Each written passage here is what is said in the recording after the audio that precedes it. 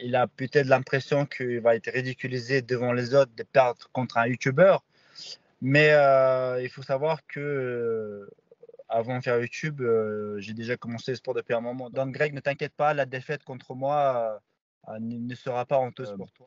Je te prépare quelques belles surprises. Mettez-moi qui vous voulez et je prends n'importe qui, il n'y a pas de problème. Tu peux même quelqu'un de super fort. Bah écoute, je vais avoir une vraie adversité, je vais prendre des coups, je vais apprendre. Les gens disent oui, c'est sauvage, ça crie, ça a été toujours le cas. C'est YFC, c'est pas UFC. Si vous voulez voir UFC et tout, allez voir UFC. Paul, aucun moment il s'est senti en danger. Aucun moment il s'est senti vulnérable auprès de moi. Je suis content que aujourd'hui mes parents sont contents, ils ont besoin de rien.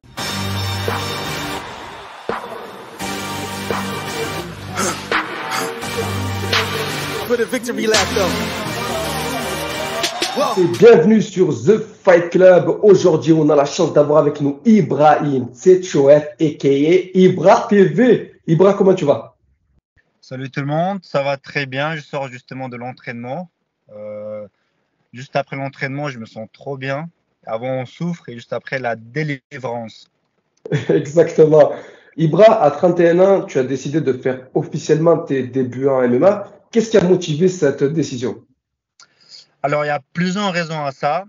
L'une des raisons, c'était de me mettre dans une difficulté, sortir de ma zone de confort, car je commençais à trop me ramollir dû à mon confort de la vie et l'indépendance financière.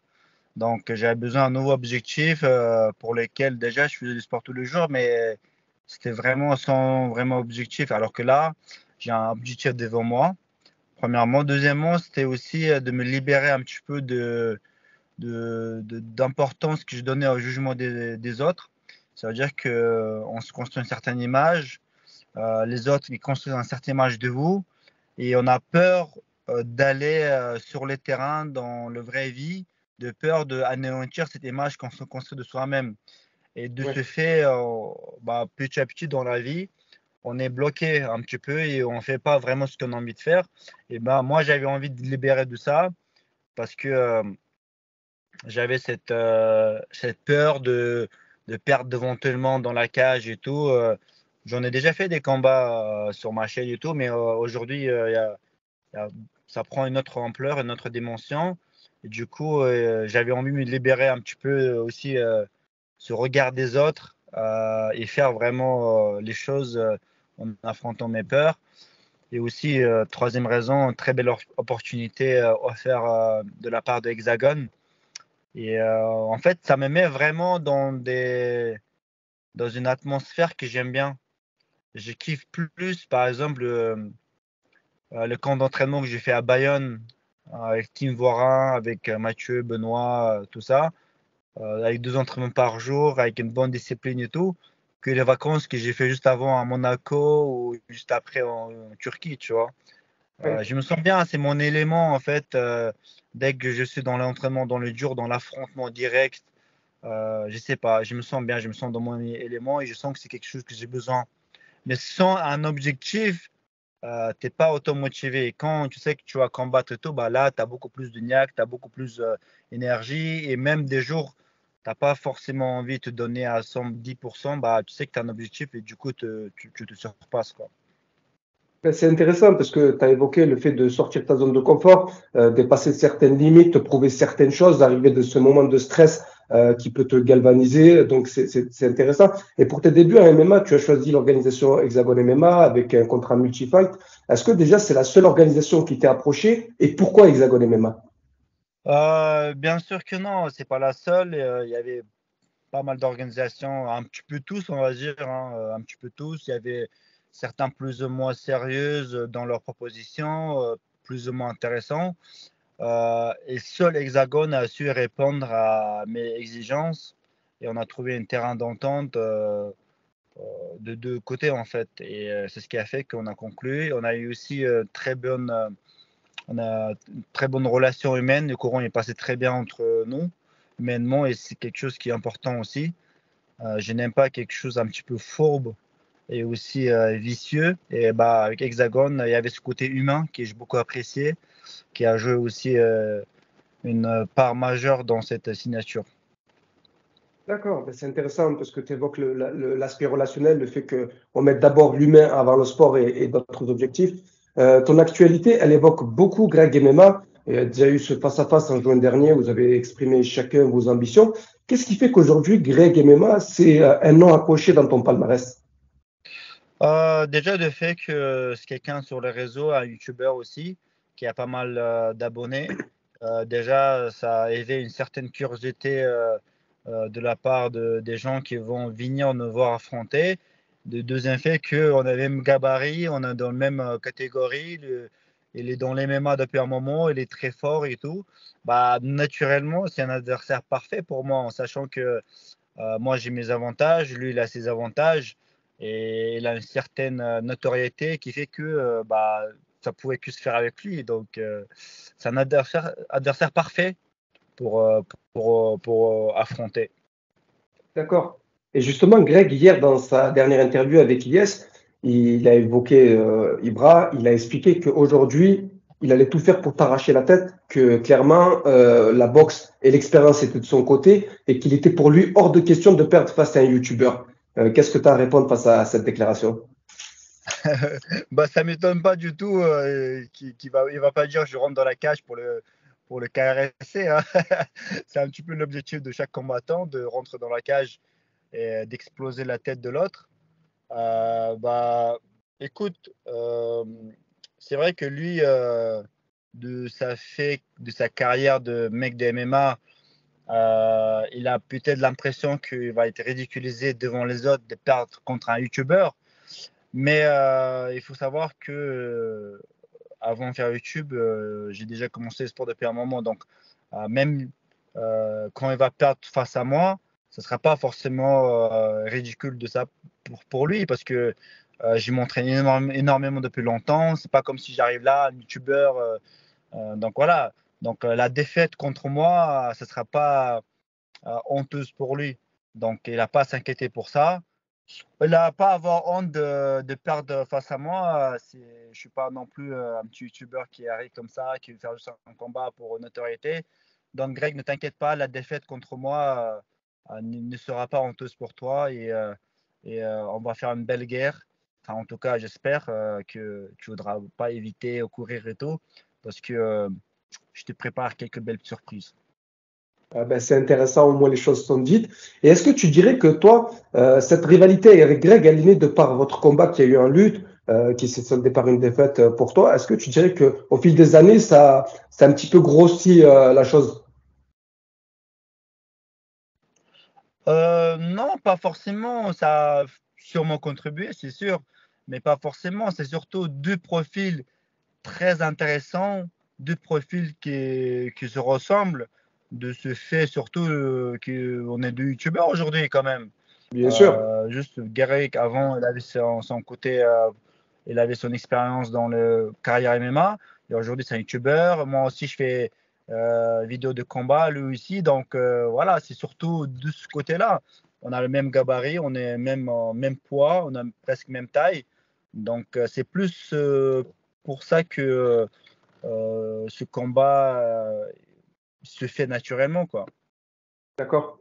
Et c'est intéressant parce que toi, aujourd'hui, tu fais partie de la team Warren, c'est ce qui se fait de mieux en France.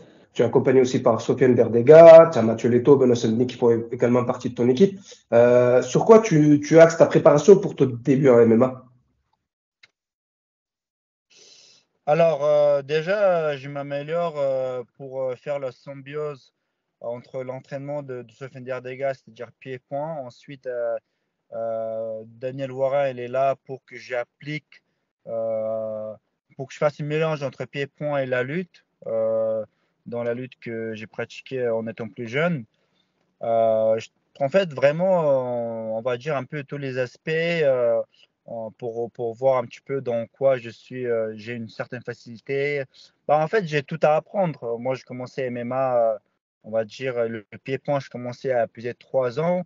MMA vraiment pur, peut-être 1 an. Donc, j'ai un peu tout à apprendre et je trouve que j'apprends assez vite car j'ai envie de l'apprendre et je suis assez rigoureux et discipliné dans mes entraînements. Là, par exemple, fin de mois, je vais aller à Miami dans un très bon club, l'un des meilleurs des États-Unis, de Kill Cliff, où il y a des Oui. champions et tout. Je vais m'entraîner pendant un mois là-bas. Donc, en fait, je me donne tous les moyens pour être meilleur. Et c'est pas que, on va dire, pour le combat. Bien sûr, le combat aussi, ça joue beaucoup, mais en tant qu'un homme, c'est très important pour moi d'avoir cette confiance en moi, d'avoir cette adversité et tout ce qui s'ensuit. Ben, c'est top d'avoir ton point de vue. Est-ce que tu dirais qu'aujourd'hui, le fait que tu sois avec Benoît Saint-Denis, qui performe à l'UFC, Mathieu Leto également, qui performe à Hexagone, est-ce que ça rajoute une motivation supplémentaire de se dire que toi aussi, par la même occasion, tu es un petit peu obligé, entre guillemets, de performer? Bien sûr, être dans une équipe avec un tel niveau, en fait, tu dis Benoît Saint-Denis qui est 15e mondial, ça veut dire que tu es avec les meilleurs, en fait. Et surtout, Bien Benoît, sûr. c'est quelqu'un qui prend son temps pour bien expliquer quand on lui pose des questions. Il a ramené son expérience, malgré le fait, quand tu à Bayonne, il préparait son camp et tout, on lui demandait, il se prenait son temps à expliquer vraiment. Donc voilà, en fait, bien sûr, c'est une motivation. Tu dis, tu es avec des gens, les meilleurs au monde, tu vois. Benoît, le Daniel qui a forgé des champions. Donc en fait, oui, bien sûr, tu gagnes en confiance, c'est clair et net. Et est-ce que, justement, pour tes débuts en MMA, est-ce que tu as un nom particulier ou alors pour toi, peu importe l'adversaire, tu es là pour te battre et pour envoyer tout dans la cage? Alors, moi, j'ai dit à Hexagone, moi, j'ai signé pour 2 combats avec vous. Je leur ai même pas demandé Greg, hein. Moi, j'ai dit, mettez-moi qui vous voulez devant moi. Et pas de façon prétentieuse, oui, mettez qui moi, je vais le tabasser. Non, en gros, moi, j'ai dit, en fait, mettez-moi qui vous voulez et je prends n'importe qui, il n'y a pas de problème. Tu peux même quelqu'un de super fort. Bah écoute, je vais avoir une vraie adversité, je vais prendre des coups, je vais apprendre. Tu mets quelqu'un de facile, bah, je vais prendre l'expérience quand même. En fait, dans mon objectif à moi, il n'y a pas, oui, lui, j'aimerais bien qu'on mette lui, il n'y a pas ça en fait, tu vois. Moi, je le fais pour mon propre progrès, je le fais pour mon propre défi. Et l'un des aspects de ce défi, j'ai choisi pas mon adversaire. Vous voulez mettre lui là-bas, il n'y a pas de problème. C'est ce que je dis, Hexagone. Moi, les yeux fermés, je vous mets. Juste premier combat, je vais le faire en 86 kilos. Et le second, je vais le faire en 93. Vu que Greg, il est lourd. Du coup, je vais faire en 93. Donc voilà, en fait, c'est seule condition. 86 le premier ou 84 avec le coaching. Ou le deuxième, si Greg, ça se fait, bah, vu que Greg, il ne pourra pas descendre, je n'ai pas envie de le faire galérer non plus à faire descendre plus. Donc, on va se mettre d'accord 93 kilos et on va faire. Voilà, sinon, pour que tout le monde sache, euh, il y a des gens qui veulent m'affronter, ceci, cela. Ça ne dépend pas de moi. Hexagone, ils vont choisir quelqu'un, bah, je vais affronter lui. Et je ne pense pas qu'Hexagone vont choisir un Français pour mon premier combat. Ils vont prendre à l'étranger. Ça serait logique un petit peu, parce que pour mon premier combat, pour que il y a la France contre notre pays, c'est plus intéressant, je trouve. Donc, pour répondre à ta question, non, je ne choisis pas du tout mon adversaire. Je ne sais même pas qui c'est. Et le message est passé clair pour Hexagone. Je dis, franchement, mettez-moi qui vous voulez. J'accepte tout le monde. Juste qu'il soit 86 kilos max. Premier combat et deuxième combat, normalement, logiquement, ça sera Greg en 93 kilos. D'accord. Moi-même, mon Et est-ce que, poids de forme, c'est 95 kilos. d'accord. Et est-ce que justement, tu as évoqué ces deux combats, est-ce que tes ambitions, elles s'arrêtent à ces deux combats ou alors tu as envie d'aller plus loin, de construire une réelle carrière à MMA? Alors, je vais déjà faire ces 2 combats-là et par la suite, j'aurai un peu plus lumière sur ce que je vais faire. Donc, déjà, je vais faire les deux et par la suite, je verrai en fait. Je verrai est-ce que ça valait le coup, autant de sacrifice, est-ce que ça m'a. En fait, je pourrais pas le répondre moi-même, je ne sais pas pour l'instant. On verra une fois que j'aurai fini les 2 combats. D'accord. Et en parallèle de ta carrière MMA, aujourd'hui, Ibra, tu es un petit peu de partout. Tu as l'organisation YFC. Justement, dans cette organisation, tu promouvois pas mal de talents. Et dernièrement, il y a eu un petit combat entre Paul et Ali. Ce combat, il a fait un petit peu polémique parce que on a parlé d'une certaine intimidation du public envers Paul. C'est allé un peu plus loin puisque c'est devenu un débat politique. On a parlé de crise identitaire. Est-ce que toi, tu pourrais répondre aux personnes qui confondent politique et sport? En fait, ce qui est marrant, c'est que y a rien eu dans les combats. Les gens eux-mêmes, ils ont développé une certaine polémique. En fait, nous, on n'a rien demandé, Paul n'a rien demandé, personne. Ils ont voulu lui mettre sur le dos une certaine, on va dire, image, une certaine, on va dire. En fait, ils ont fait vraiment. En fait, c'est les gens, ils ont fait une certaine division de communauté, en fait. Euh, c'est vrai, c'était un petit peu normal, mais aussi dans les commentaires et tout, j'ai vu que les gens, ils ont pensé, ils ont déduit que j'essayais à tout prix casser Paul. Alors qu'il faut savoir que déjà, premièrement, celui qui fait le matchmaking, bah en fait, pourquoi je veux en venir là? Parce qu'ils ont fait une division tchétchène, français, Oui, et il y en a, ils mettent ce genre de titres sur TikTok, qui est quelque chose de très communautaire. Mais il faut savoir que moi, dans mon équipe, c'est Mathieu qui choisit affronter. Moi, je ne suis même pas au courant. Jour de combat, j'arrive et je demande à Mathieu, voilà, qui affronte qui? Et Mathieu, c'est un Français. Donc, c'est Mathieu qui choisit, premièrement. Deuxièmement, les gens disent oui, c'est sauvage, ça crie. Ça a été toujours le cas. C'est YFC, c'est pas UFC. Si vous voulez voir UFC et tout, allez voir UFC. Ne comparez pas Bellator UFC, ce que moi je fais. Moi, je fais un truc du street. Donc, c'est normal que ça crie de tous les côtés. Donc, c'est comme si tu vas voir du tennis et tu te plains qu'il y a du tennis. En fait, tu vas voir YFC, c'est quelque chose de street. Bah, attends-toi, une ambiance de street aussi, tu vois, ça fait partie du concept. Donc, les gens, ils ont un peu détourné, j'ai l'impression, où c'est comme si j'en ai fait, je ne sais pas, peut-être 50 organisations YFC. Et là, on dirait, ouais, ça crie de tous oui. les côtés. Bah, c'était toujours le cas, en fait. Je ne comprends pas pourquoi là, c'est différent. Et aussi, Paul, aucun moment, il s'est senti en danger. Aucun moment il s'est senti vulnérable auprès de moi. Vous pouvez poser la question à Paul, alors que les gens de l'extérieur, ils parlaient pour Paul, comme quoi, limite, on essayait tous de l'agresser et tout. Non, vous regardez YFC, ça provoque, ça pousse, ça fait partie du jeu en fait. Donc, ne vous inquiétez pas, Paul, il se porte très bien.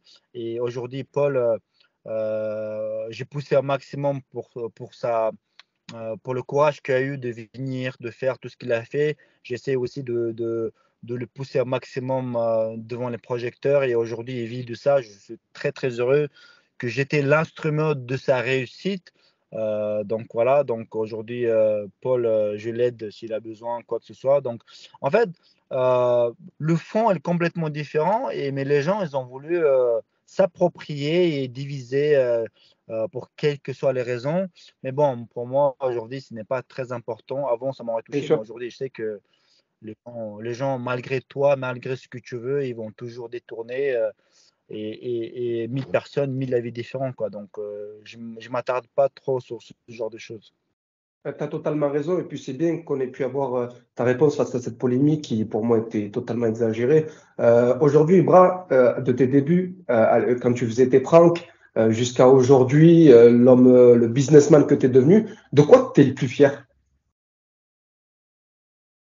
Euh, J'aime pas utiliser le mot fier parce que c'est quelque part, on flatte son ego et la sensation de sa propre importance. Et je n'ai pas envie de cultiver ça parce que c'est pas bon. Il faut toujours euh, garder, on va dire, les pieds à terre. Et si on cultive cette pensée-là, c'est là qu'on prend la grosse tête. On a l'impression qu'on a réussi. On commence à se détendre et donc je suis fier, non, je suis content que aujourd'hui mes parents sont contents, ils ont besoin de rien. En fait, voir dans leurs yeux, on va dire, cet bonheur et le fait qu'aujourd'hui je peux leur apporter le confort et qu'ils ont la fierté, en fait, c'est ça que je suis plus content, on va dire et le reste n'est pas très, très important. Avant, j'attache beaucoup d'importance de gens à l'extérieur, on va dire, de ma famille, alors qu'aujourd'hui, j'ai compris que le plus important, ce qui me rend heureux, c'est de rendre heureux mes proches et on va dire petit à petit les gens plus en plus loin en fait. Mais commencer par mes proches et après en fait, j'aime beaucoup pour avoir le pouvoir rendre les autres heureux en fait. Et c'est ça qui me rend heureux aujourd'hui aussi. Ben, c'est top parce que le fait de pouvoir rendre ses parents heureux, ça pas de limite en termes de bonheur. Donc, je te félicite pour ça. En tout cas, moi, avant de terminer, je voudrais remercier deux personnes. Déjà, Géraldine, qui a permis que cette interview puisse se réaliser, mais aussi parce que juste avant que je puisse faire cette interview, j'étais passé par Maître Fumier qui avait essayé de rentrer en contact avec toi. Donc, je les remercie. En tout cas, moi, Ibra, ça a été un réel plaisir d'échanger avec toi. Ça fait longtemps que j'ai beaucoup de respect et beaucoup d'admiration pour tout ton parcours. Je te suis depuis Merci pas mal beaucoup, plaisir d'années. partagé. En tout cas, moi, j'espère que tu feras un malheur dans tes débuts en MMA. J'espère que ton combat avec Greg se fera également rapidement et que vous puissiez vous donner une belle guerre dans le respect et l'honneur du sport. Merci beaucoup à toi et merci pour ces belles paroles. Merci beaucoup. Bon courage à toi.